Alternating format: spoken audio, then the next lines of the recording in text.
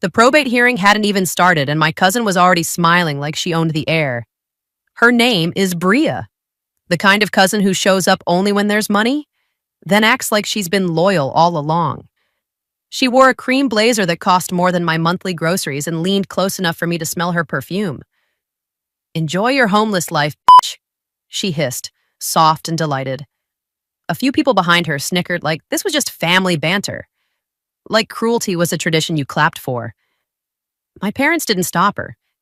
They stood a few feet back, my mother, Lorna, with her tight little smile, and my father, Dean, staring past me like I was a stain on the courthouse carpet. They looked calm, certain, like the ending had already been agreed on without me. I didn't answer Bria. I didn't even look at her.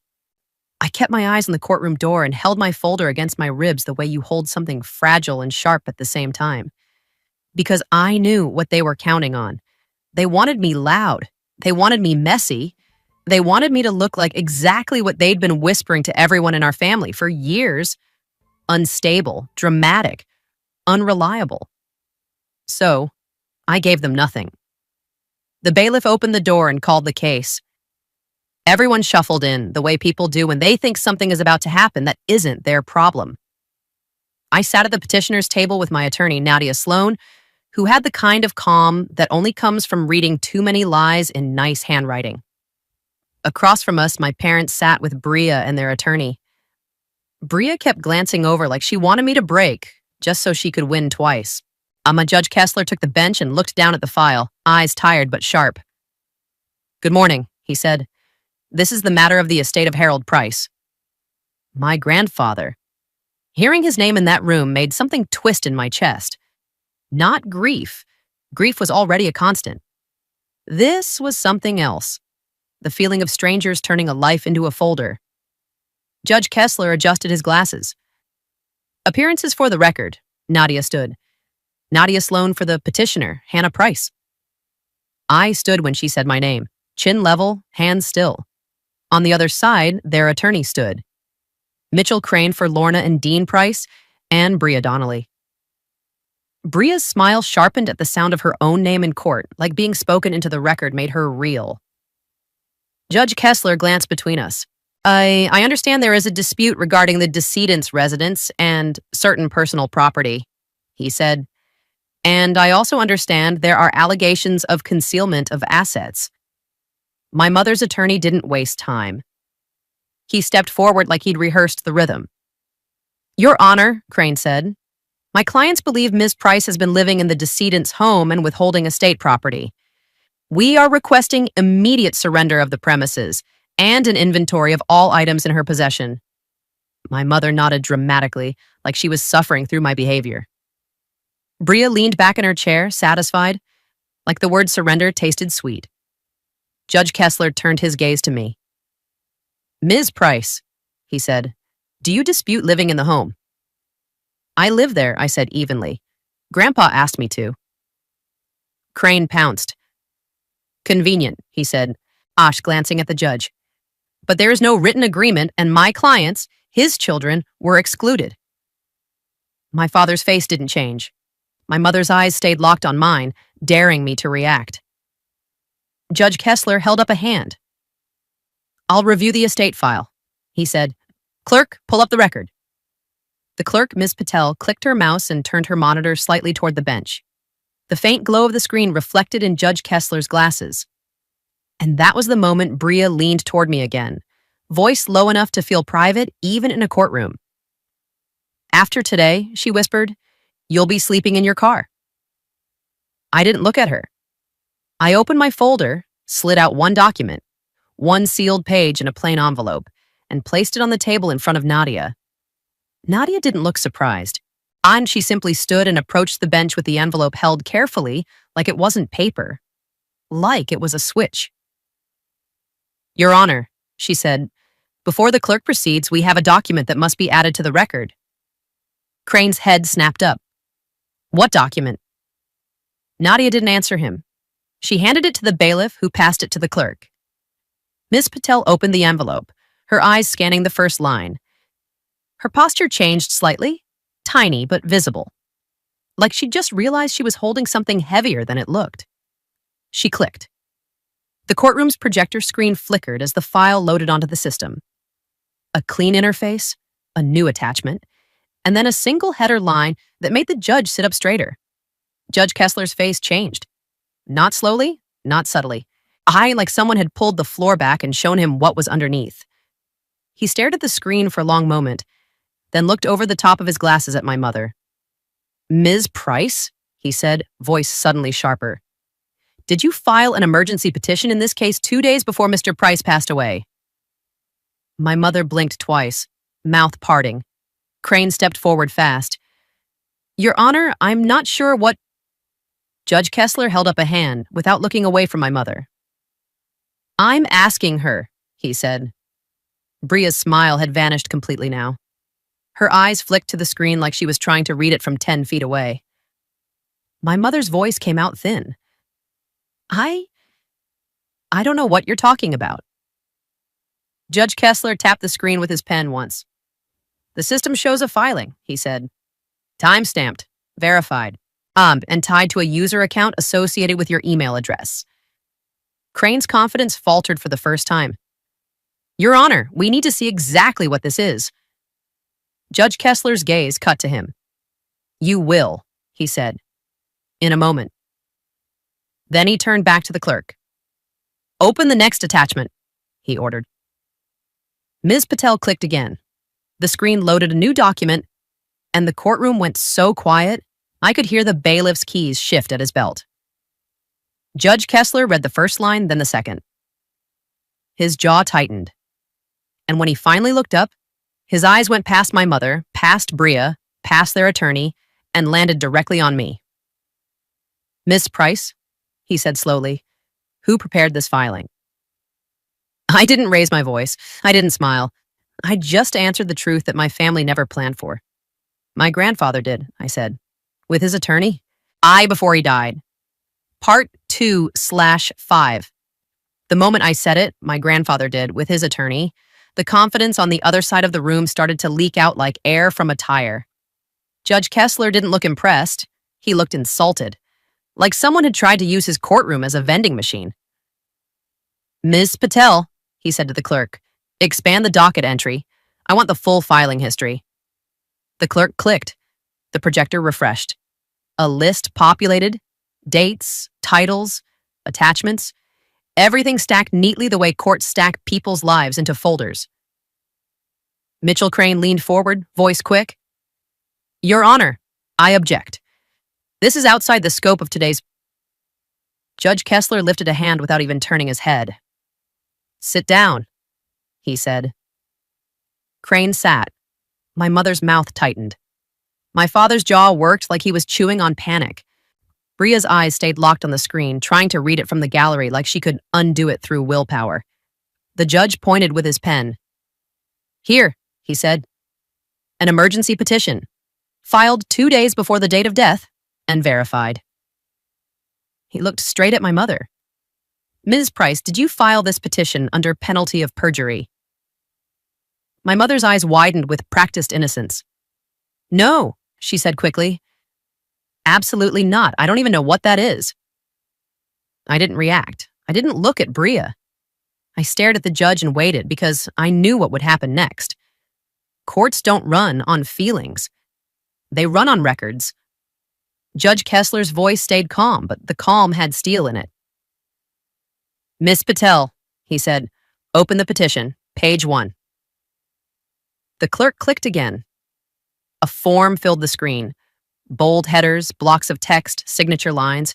Nobody could read every word from where we sat, but you didn't need to.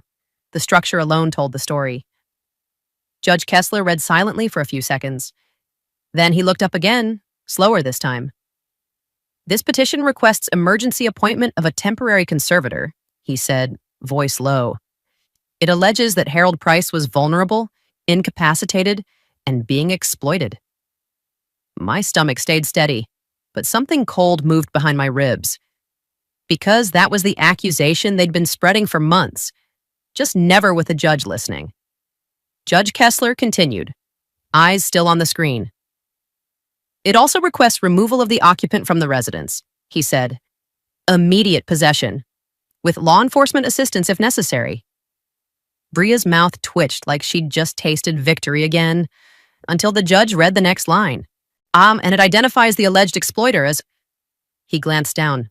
Hannah Price.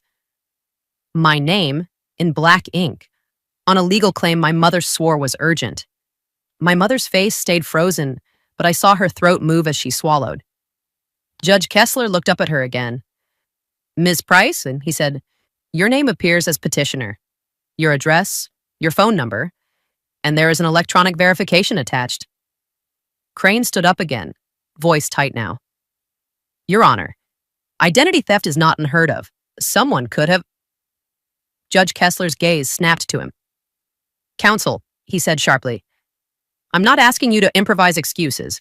I'm asking your client a direct question. Crane's mouth closed. The judge turned back to my mother. Stand, he ordered. Lorna stood like she was offended by having to obey. Raise your right hand, the judge said. And the bailiff stepped closer, ready to swear her in if needed. My mother hesitated, then lifted her hand, eyes flashing. Judge Kessler didn't bother with theater. If I determine you filed a false petition with false statements, that is perjury, he said. Do you understand? My mother's voice came out thinner. Yes. Did you file it? No, she said again, louder this time. I did not. The judge held her gaze for a beat that felt like a blade. Then he said, sit. My mother sat hard. And now, the judge added, we open the attachment Ms. Reed submitted. He nodded to Nadia. Nadia stood and spoke like a scalpel. Your Honor, my client is not here to argue with family members who weaponize gossip. She is here to let the record speak. The sealed page we submitted is the decedent's directive to the court prepared while he was alive. She with counsel, after he discovered the emergency petition had been filed. Crane's face tightened. Directive? Judge Kessler leaned forward. Open it, he said. Ms. Patel clicked. A new document loaded. Letterhead formatting, a formal declaration. The clerk scrolled. The judge read, eyes moving faster now, his expression changing with each line. He stopped, tapped his pen once, then looked at my father. Mr. Price, he said, this directive states that your wife attempted to petition this court for conservatorship and eviction using a login tied to your home internet account. My father's face went pale. Crane stammered, Your Honor, that's... Judge Kessler didn't let him finish. Ms. Patel, he said, open Exhibit 2. Click. A screenshot-style page appeared, again unreadable in fine detail from the gallery, but the layout was obvious. A Logan audit trail, timestamps, an IP address, a two-factor verification log. Judge Kessler read it aloud anyway, because he wanted the room to hear the shape of the truth. Login initiated, he said. Verification is sent to a phone number ending in... He paused, eyes narrowing. Matching the contact number on record for Bria Donnelly. My cousin's head snapped up. What?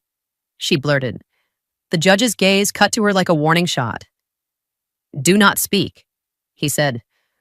Bria's mouth closed, but her eyes were wide now. Wide in the way people get when they realize the system remembers what they hoped would disappear. My mother turned slightly, staring at Bria, her smile gone. My father stared straight ahead, breathing shallow. I kept my hands flat on the table. I kept my face still. I let the evidence do what it was designed to do. Judge Kessler looked at the clerk again.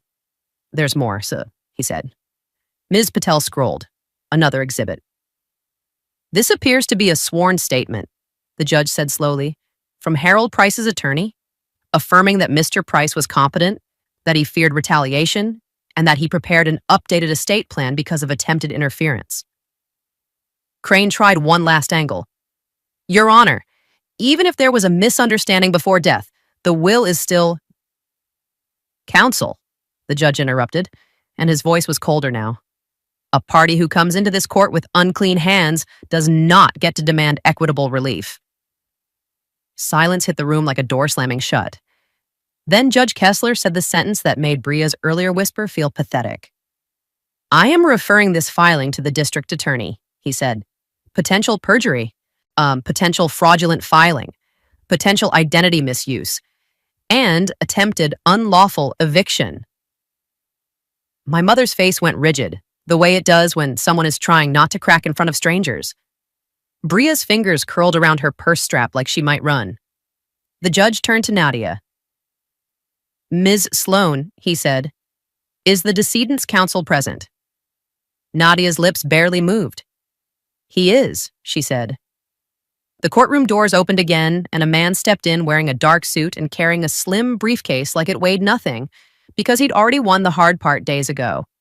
He walked to the front, nodded at the judge, and said clearly, Grant Vila, attorney for Harold Price. Your Honor, I can authenticate every exhibit, and I can also tell the court what Harold recorded the day he realized his family was trying to remove Hannah from the home. Bria made a small, strangled sound. The judge looked at the clerk. Cue it, he said.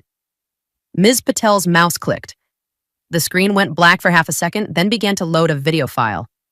And my mother leaned back in her chair, eyes locked on the screen, as if she already knew exactly what my grandfather had said, and exactly who he was saying it about.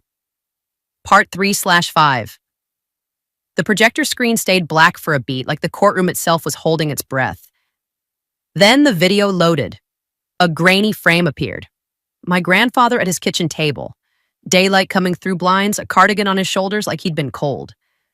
The camera angle was low, propped against something steady enough to feel intentional. His face filled the screen, tired but clear-eyed. Not confused, not incapacitated. Just angry in the quiet way he always got when someone tried to take something that wasn't theirs. Judge Kessler leaned forward without meaning to. The whole room leaned with him. Grandpa looked into the camera and spoke, slow and firm. My name is Harold Price, he said. I'm recording this because I just found out a petition was filed in my name, and my daughter is pretending she didn't do it. A ripple went through the courtroom, small, involuntary. Even Bria's friends in the gallery stopped shifting. Grandpa continued, voice steady. I am of sound mind. I know what day it is. I know my address. And I know exactly who is trying to remove Hannah from my house. My name hit the room like a stone dropping into still water. Bria's head snapped toward my mother. My mother kept her eyes locked on the screen like she could outstare it into silence. Grandpa reached to the side, pulled something into frame. Paper. A printed page. He held it up and tapped it with one finger. This is the filing receipt, he said. Date and time. It came through my home internet, and the code went to Bria's phone. Even through the cheap projector speakers, you could hear the disgust in his voice when he said my cousin's name. Bria's mouth opened. No sound came out. Grandpa lowered the paper. I asked Lorna to explain, he said. She lied to my face. Then she told me Hannah was using me and needed to be removed before court could see the truth. The words didn't sound dramatic coming from him. They sounded factual, like he was writing down a weather report. Judge Kessler's jaw tightened. He glanced at the clerk, then back at the screen. Ms. Patel's hands were still on the mouse, frozen mid-scroll. On the video, Grandpa took a breath and looked slightly off camera.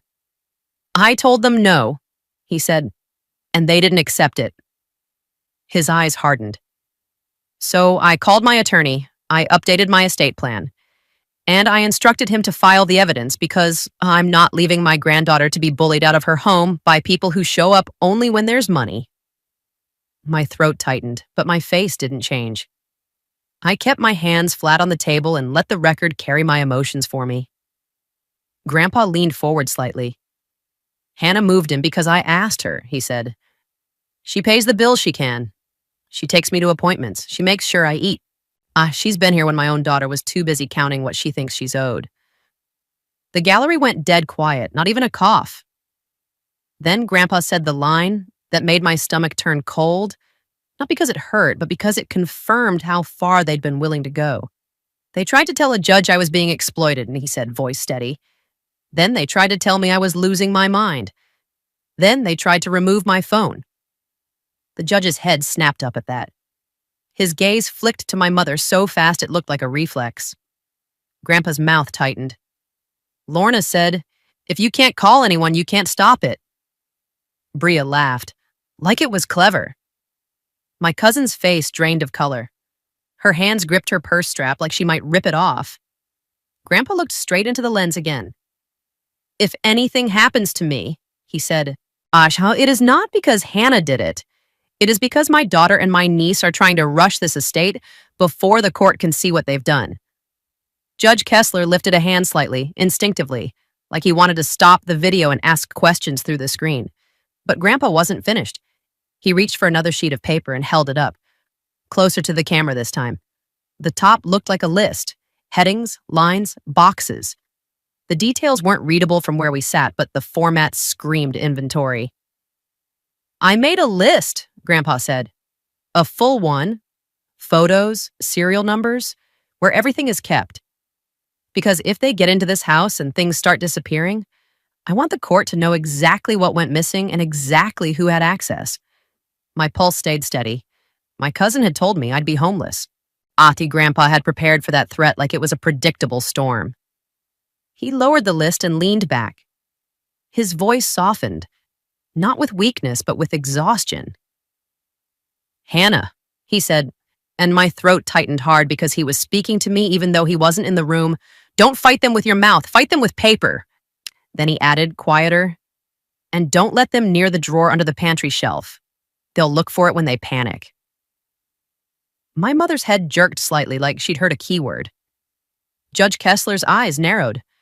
Grandpa looked away for a second, like he was listening to someone in the room with him, then looked back to the camera. "My attorney can explain the rest," he said. "But I'm saying this plainly. They do not get the house by bullying Hannah out. They do not get to invent a story and have the court stamp it." He paused, then said the last thing in the clip, voice calm and final. "And if they come into court and pretend they didn't file that petition, they are lying under oath." The video ended. The screen went black again. For 3 full seconds, nobody moved. It was like the room had to remember how to function after hearing a dead man speak like that. Then Judge Kessler exhaled slowly and said, very quietly, "All right. Not comfort. Not sympathy. Decision." He looked at Grant Vela. "Mr. Vela," he said, "you're authenticating this video." "Yes, Your Honor," Grant replied immediately. "It was recorded on Mr. Price's device provided directly to my office. We preserved the original file and metadata. Chain of custody is documented." The judge nodded once, then turned to my mother. "Ms. Price," he said, voice suddenly sharp, "stand." My mother stood like she had no choice, which for once she didn't. "Your attorney can stop talking for you," the judge said. "You can stop lying for yourself. Did you file that petition?" My mother's lips parted. Her eyes darted toward Crane like he could pull a new reality out of his briefcase. Crane stood, voice tight. "Your Honor, my client." "Sit," Judge Kessler snapped. Crane sat. Bria made a small sound beside my mother, half gasp, half plea. "Aunt Lorna." The judge's eyes cut to her. "You," he said, pointing with his pen, "will not speak again unless I ask you a direct question." Bria froze. Judge Kessler looked back at Ms. Patel. "Clerk," he said, "print the verification log and the petition receipt. Now." Ms. Patel's printer whirred behind the bench. Eyeing the judge's gaze moved to the bailiff. "Bailiff," he said, "I want phones collected." My mother blinked. "Collected?" "Yes," the judge said, flat. "From the parties associated with the filing and verification. Right now. You are on notice that evidence preservation is required." My cousin's hand flew to her purse like it was instinct. The bailiff stepped forward, and for the first time since Bria whispered that disgusting sentence in my ear, her confidence cracked completely. Her eyes darted around the courtroom like she was looking for an exit that didn't exist, because the court wasn't listening to her mouth anymore. It was listening to the record. And the record had just started to speak back. Part 4/5. The bailiff moved down the row with his hand out like a metronome. "Phones," he said, neutral, "on the table. I now." My mother hesitated like she was waiting for someone to remind the courtroom who she thought she was. Bria didn't hesitate. She clutched her purse tighter. Judge Kessler watched that tiny movement and didn't soften. "Ms. Donnelly," he said, "if you make me say it twice, you will regret it." Bria's chin lifted, offended. "Your Honor, I'm not a party to—" "Yes," the judge cut in. "You are. The verification log ties to your number. That makes you relevant. Hand it over." Bria's eyes flashed to her attorney. Crane opened his mouth. The judge didn't even look at him. "Not one word," he said. "Not until I'm finished preserving evidence." Bria swallowed. Slowly, painfully, she slid her phone out of her purse and placed it on the table like it burned. My mother did the same, but with a performance, sighing, rolling her eyes, letting the whole room feel how unfair it was. Judge Kessler didn't care about her feelings. He cared about her fingerprints. "Clerk," he said, "print the verification log, print the filing receipt, print the audit trail showing the IP address and the user account." The printer behind the bench started spitting paper like it couldn't wait to be useful. On the screen, Ms. Patel expanded the audit entries. Again, nobody could read the tiny text from the gallery, but the structure was unmistakable. Timestamps, login attempts, verification events, a series of actions that only looked innocent if you'd never touched a computer. Judge Kessler spoke as he read, because he wanted this burned into the record. "Logan from Home IP," he said. "User account associated with Lorna Price. Verification sent to a phone ending in—" He paused, matching Bria Donnelly's number. "Verification confirmed. Petition submitted." He looked up at my mother. "You denied filing it," he said. "Under oath?" My mother's face went tight. "Because I didn't," she snapped. "Someone could have used my Wi-Fi. People hack things." The judge stared at her like she'd just tried to convince him gravity was optional. "Then explain why the verification was confirmed from Bria's phone," he said. Bria's voice cracked out before she could stop it. "I didn't confirm anything." Judge Kessler's eyes snapped to her. "Do you want to be sworn in?" he asked, cold. "Because if you do, you'll be accountable for every word you say next." Bria's mouth closed. Her hands trembled slightly around the edge of the table. Crane stood, carefully controlled. "Your Honor, even if the petition was improperly filed, today's issue is the will and the house. My clients—" "No," Judge Kessler interrupted, and his voice turned sharp enough that the gallery flinched. "Today's issue is that someone attempted to weaponize this court against a lawful occupant using a false emergency petition. That is not a side issue. That is an attack on the integrity of this proceeding." My father shifted beside my mother for the first time, like he wanted to disappear into his own suit. The judge turned toward Grant Vela. "Mr. Vela," he said, "you stated there's additional evidence." Grant nodded once and opened his briefcase with quiet confidence. He didn't pull out a dramatic envelope. He pulled out certified copies. "The court has just heard Mr. Price's video statement," Grant said. I can also provide the signed declaration from my office, plus metadata preservation, plus the recorded call log from the day Mr. Price notified us of the fraudulent petition. And, Your Honor, I have a certified copy of the updated estate plan executed shortly after." My mother's attorney tried to regain ground. "Updated estate plan," Crane repeated quickly. "We haven't been served with—" Grant's eyes didn't move. "It was filed with the court the day it was executed," he said, "because Mr. Price anticipated interference." The judge looked to the clerk. "Do we have it?" Ms. Patel clicked twice, then nodded. "Yes, Your Honor." "Open it," Judge Kessler said. The document loaded on the screen. It looked like every formal instrument that changes people's lives. Headings, paragraphs, signature blocks, dates. Judge Kessler read silently at first. Then his eyes narrowed. He leaned closer, as if the words were unbelievable even when printed. And then he read one sentence out loud, slowly. "Any beneficiary who contests this plan or attempts to remove Hannah Price from the residence shall be deemed to have disclaimed their interest." My mother's breath caught. Bria's face drained. My father went rigid. Crane stood up fast. Your Honor, Judge Kessler raised one hand without even looking at him. Sit down. Crane sat. The judge kept reading. It further states, he continued, voice steady, that Hannah Price has the decedent's permission to reside in the home and that any attempt to force her out prior to probate shall be treated as bad faith interference. My mother's lips parted. For a second, she looked genuinely confused, because this wasn't the story she'd planned. This wasn't the version where I was unstable and she was protecting family property. This was a legal document written by a man who knew exactly what they were trying to do. Judge Kessler looked up. Ms. Price, he said, do you understand what you just triggered? My mother's voice came out sharp. That's not fair, she snapped. He was manipulated. Hannah was always in his ear. Stop, the judge said, and it wasn't loud. It was worse than loud. It was final. You do not get to call someone incompetent. After this court just watched him clearly state his name, his intent, and his fear of your actions. He turned slightly toward the bailiff. Bailiff, he said, I want those phones sealed and logged. Immediately.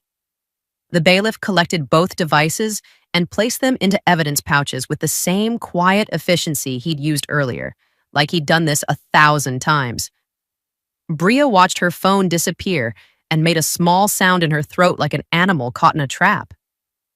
Then Judge Kessler did something my mother had not prepared for. He looked directly at Nadia. Counsel, he said, I am issuing an immediate protective order concerning the residence. Ms. Price, he nodded at me, will not be removed from the home pending proper adjudication. Any attempt by any party to change locks, shut off utilities, or harass the occupant will be treated as contempt and referred for criminal enforcement. My chest tightened. Not relief exactly, but the sensation of a door locking behind me.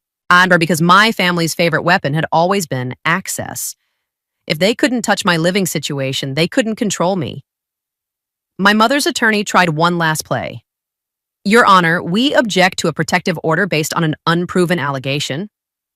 Judge Kessler cut him off without blinking. It is not unproven, he said. It is documented. With video, with logs, with filings. Your client walked into this courtroom with unclean hands and now wants the court to pretend it didn't see the dirt. Then he looked at my cousin.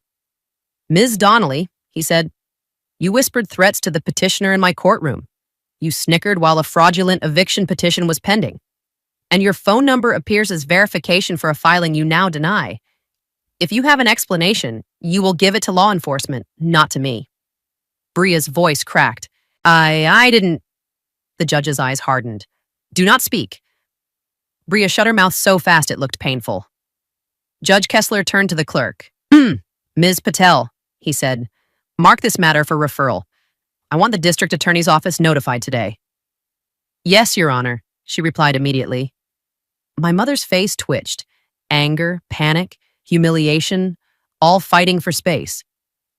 You're doing this because you feel sorry for her, she snapped at the judge, and the audacity of it made the gallery finally react. Soft gasps, murmurs, shock. The bailiff stepped forward automatically. Judge Kessler didn't raise his voice. One more outburst, he said, and you will be held in contempt. My mother's mouth opened, then closed, because even she could feel how close she was to being dragged out. Grant Vela stood again. Your Honor, he said. There's one more thing. The judge looked at him. Go ahead. Grant nodded slightly toward the screen. Mr. Price didn't only document the fraudulent filing, he said. He documented what they tried to do next. The day after the petition was filed, he received a locksmith quote sent to his email requesting a lock change on the residence. My mother's head snapped up. Grant continued, calm and precise. The quote included the requester's name and the phone number. It matches Bria Donnelly. Bria's breath hitched. The judge stared at Bria for a long beat, then looked at the bailiff. Add that to the referral, he said. Then he said, colder. Because that's attempted unlawful eviction. My cousin's earlier hiss, enjoy your homeless life, echoed in my head, but it didn't feel sharp anymore. It felt desperate, just like a bully's last line before the adult walks in.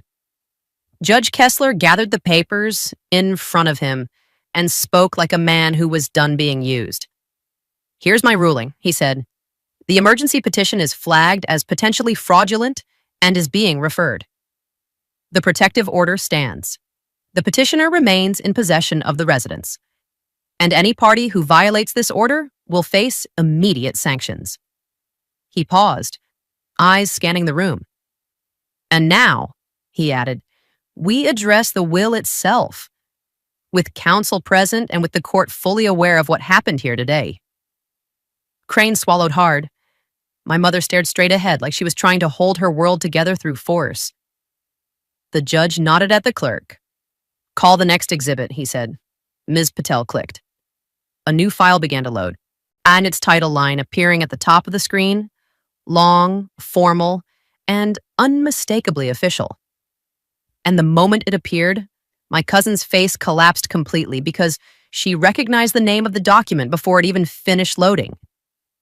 Then the courtroom doors opened quietly behind us, and a woman in a dark blazer stepped in, showed her badge to the bailiff, and said in a calm, clipped voice, "I'm Investigator Reyes with the District Attorney's Office. I'm here for the phones and the verification logs." When Investigator Reyes said District Attorney, my mother's entire posture changed. Not outrage, not performance. Calculation. Like she was scanning for an exit. Reyes didn't stride in dramatically. She moved with the quiet confidence of someone who doesn't need attention to control a room. She carried a slim evidence envelope and a small clipboard. No big gestures, no threats, just procedure. Judge Kessler nodded toward the bench. "Investigator," he said, "you're here sooner than expected." Reyes gave a small professional nod. "We were notified by the clerk," she replied. "Potential fraudulent court filing, verification tied to a phone number present in the courtroom, and evidence preservation in progress." She glanced at the bailiff. "I'll take custody of the devices and printed logs." The bailiff handed her the sealed evidence pouches and the stack of fresh printouts.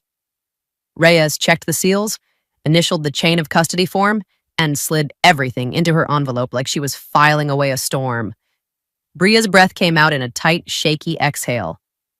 My mother stared at that envelope like it was a coffin. And Judge Kessler looked back down at the screen as the new file finished loading. "Now," he said, "the will." The title line was formal, long, and clean, but the words that mattered were simple: Last Will and Testament. Crane stood as if standing might revive his confidence. "Your Honor," he began, "regardless of collateral issues, my clients are the decedent's children." Judge Kessler cut him off. "Counsel," he said, "collateral issues are when a party's feelings are hurt. This is not collateral. This is attempted manipulation of the court before death. We proceed carefully." He turned to Grant Vela. "Mr. Vela, authenticate the will." Grant did, calmly, efficiently. He explained execution, witnesses, notarization, capacity.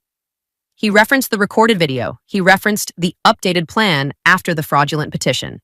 And then Judge Kessler read the key provisions aloud. Not all of it. Just the parts everyone had come to fight over.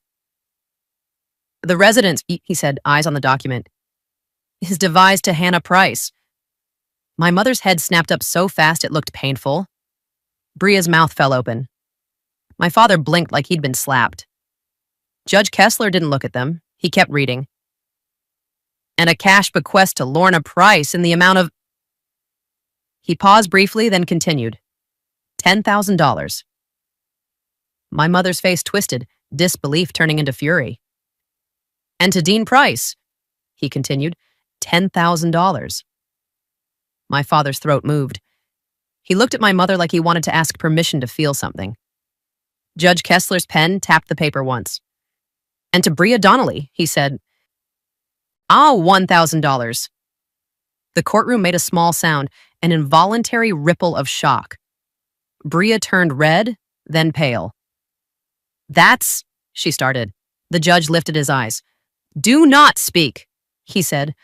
My mother couldn't help herself. "This is fraud," she snapped. "He was manipulated. She got to him." Judge Kessler's voice went cold. "Ms. Price," he said, You will stop. My mother's shoulders rose as if she was about to explode. He wouldn't do this, she hissed. That house is family property. Grant Vila spoke before Nadia even needed to. Your Honor, he said, Mr. Price did do this, and he did it because he was attempting to protect Miss Price from exactly what we just watched play out today. Judge Kessler nodded once. That aligns with the record, he said. Then he looked down again and read the line that turned my mother into stone. Any beneficiary who contests this plan or attempts to remove Hannah from the residence shall be deemed to have disclaimed their interest. My mother's lips parted. She made a sound, half laugh, half choke. Crane stood abruptly. Your Honor, we have to contest. Judge Kessler's pen lifted. Counsel, he said, do you understand what disclaimed means? Crane swallowed. It means they get nothing, the judge said, flat. Silence slammed down. Bria's hands shook slightly. She stared at my mother like she'd been tricked into standing too close to a fire. My mother's eyes darted around the courtroom, searching for someone, anyone, who would give her a narrative to hide in. But the narrative had already been replaced by something stronger. Paper, video, logs. Judge Kessler leaned forward. Ms. Price, he said to my mother, your actions today have already triggered a referral to the district attorney. If you continue to contest this will in bad faith, you will risk not only your inheritance, but additional legal consequences. My mother's voice came out sharp. So, you're threatening me now?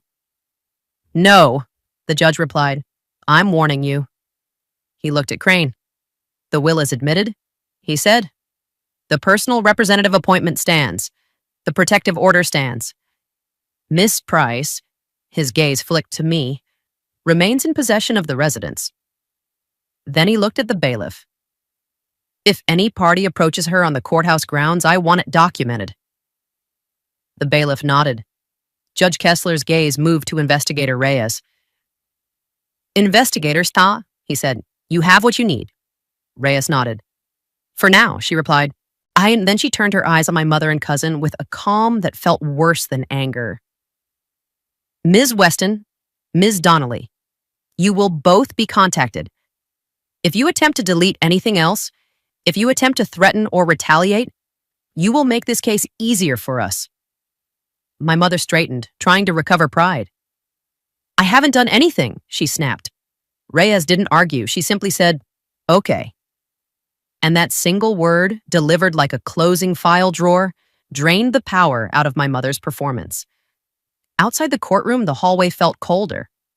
My mother rushed toward me anyway, forgetting the judge's warning, her face twisted with rage and humiliation. This isn't over, she hissed. Too low for most people to hear. I will ruin you for this. Nadia stepped between us instantly. Back up, she said, voice sharp. Ow, and the bailiff, already watching like the judge ordered, moved in. Ma'am, he said to my mother, step away.